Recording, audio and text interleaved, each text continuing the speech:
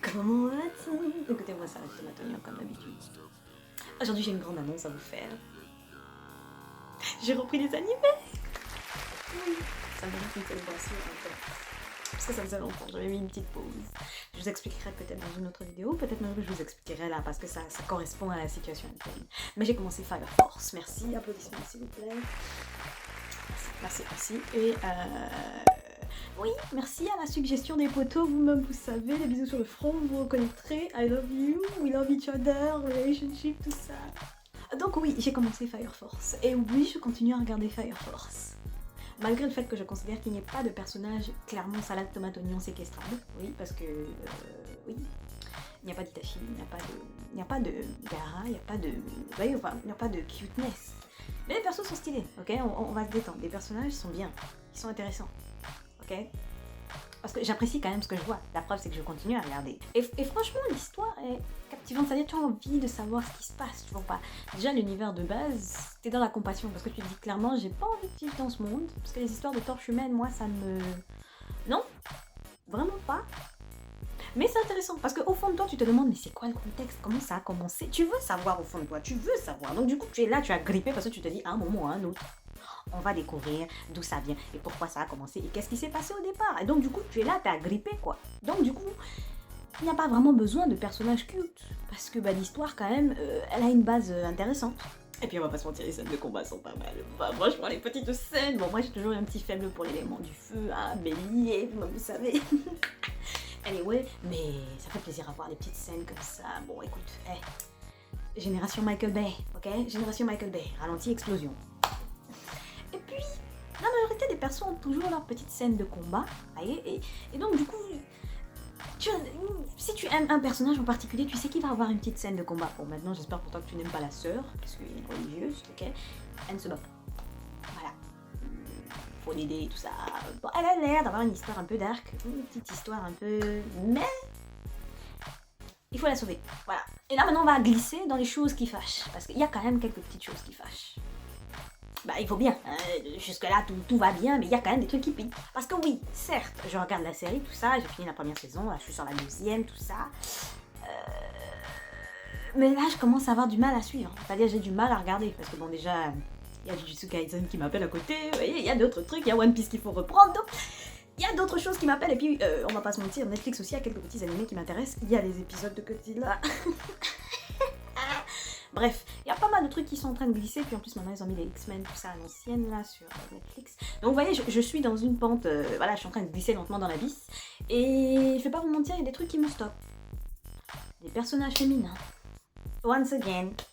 Non, vraiment, les personnages féminins, au bout d'un moment, c'est un peu chiant. Genre, première saison, ça va, ça passe, tu t'en fous, il y a d'autres trucs qui se passent, etc. Mais plus t'avances, et plus déjà tu vois la différence de construction entre les personnages masculins et féminins. Mais en plus, le besoin, il y a un personnage qui, à chaque épisode, finit à poil. À chaque épisode. Pourquoi? Je sais pas, ça peut être marrant, 1-2 épisodes, mais frère, on passe à la deuxième saison, évolue, ça fait autre chose.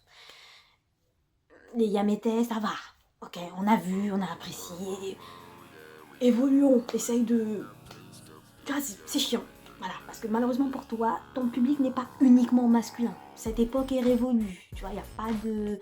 Essaye de... Ou alors, si tu veux faire pareil, donne-nous aussi un perso à mater. Je peux pas te mentir, donne-nous un gars à mater. Il n'a pas besoin d'avoir des gros boobs, mais qu'il soit cute et qu'à un moment, il finisse torse nu aussi tous les épisodes, qu'on ait quelque chose à regarder, parce que vraiment, c'est chiant. C'est chiant. Parce que du coup, tu oublies même qu'au début, elles étaient stylées. Puisque au fur et à mesure, ton cerveau reste que focalisé sur ça en fait. Elles vont pas avoir des fights à chaque épisode, elles vont avoir des fights de temps en temps, ou quand on arrive dans un truc central sur la grosse intrigue, et là tout le monde doit se fighter contre des adversaires, donc là t'as des combats où tout le monde se bat, mais c'est pas tout le monde qui se bat à chaque fois, on est d'accord. Donc, en tout cas, qui a un combat stylé, parce que la plupart du temps ils ont quand même des actions un peu utiles, mais ça gratte, au bout d'un moment c'est chiant. En tout cas pour moi, je suis fatiguée de... Non, c'est pénible. Et ça me saoule. Vraiment, ça commence à me saouler. Parce que bon, 22e épisode, là t'es déjà en mode... frère. L'intrigue n'arrive plus à m'empêcher de voir ce truc-là. Bon, déjà de base, moi personnellement, les histoires de personnages féminins pas très développés, ça passe moyen. Mais là,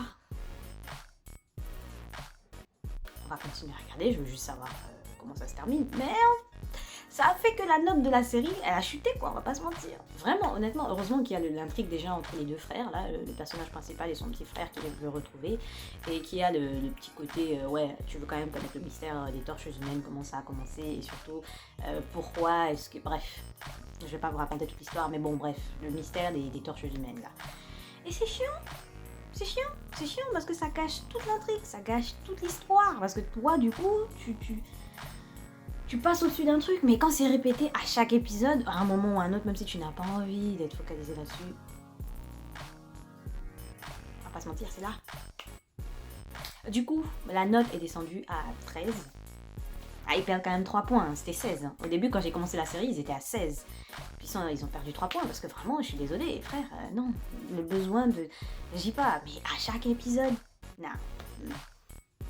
Déjà, juste les gros boobs, ça suffit. Hein. Les tenues, déjà, laissent beaucoup de choses à aérer. Donc, il n'y a pas besoin de plus, t'inquiète. Les fanboys sont là. Ils vont se faire plaisir. Ils n'ont pas besoin de ton aide, t'inquiète. On est en 2021, on sait comment faire. On n'a même pas besoin de l'aide des auteurs de nos jours. Anyway, donc, dites-moi vous si vous suivez la série. Personnellement, j'aime bien. Franchement, j'aime bien. J'aime bien le héros parce que bon... ça change un peu du beau gosse ou du mec surpuissant, parce qu'il se fait quand même bien masser de temps en temps, on va pas se mentir. Mais c'est vrai que dernièrement j'ai commencé à avoir du mal à regarder les épisodes, parce que bon... C'est un peu chiant le petit côté... voilà, les meufs il faut qu'elles soient à poil ou qu'on les sauve, ou... Bref, j'ai plus l'âge. Je pense que j'ai vu tellement d'animés avec ce truc-là en particulier que ça me saoule en fait. Au bout d'un moment je fais bon, next. Et puis bon... Je demande pas à ce qu'elles se transforment en bodybuilder, les nanas, non, mais t'as pas besoin de les mettre à poil. Elles ont déjà des débardeurs, elles sont déjà en soutif, pantalon taille basse avec les cuisses à découvert. C'est-à-dire tout est déjà là, y a pas besoin qu'elles finissent à poil. Vraiment, c'est pas nécessaire, ça fait pas avancer l'intrigue, y a rien de... C'est même pas drôle. C'est une blague répétée encore et encore à chaque épisode, sachant qu'en plus, en général, quand tu regardes une série, à moins que tu sois à jour, tu regardes 1, 2, voire 3 épisodes. Donc si 2, 3 fois dans la même journée, tu vois la même nana finir à poil dans des contextes points d'interrogation parce que quelqu'un a marché sur la selle de son pantalon et le pantalon est descendu. Non. Non. Anyway, pour ceux qui se posaient la question, j'ai toujours mon TikTok, d'accord, mais maintenant j'ai un TikTok spécial pour mes petites danses où je me tape des barres pour danser. Donc pour ceux qui veulent absolument juste me voir danser et qui s'en foutent de ce que je dis en général sur TikTok, il y a un TikTok pour ça. Et j'ai mon TikTok où je faisais mes petits délires bizarres, où je publie aussi en avant-première quelques extraits de vidéos, etc. Donc... donnez-moi vos notes pour la série, et donnez-moi des animés que vous suivez en ce moment, et puis on en s'en parle bien capillaire.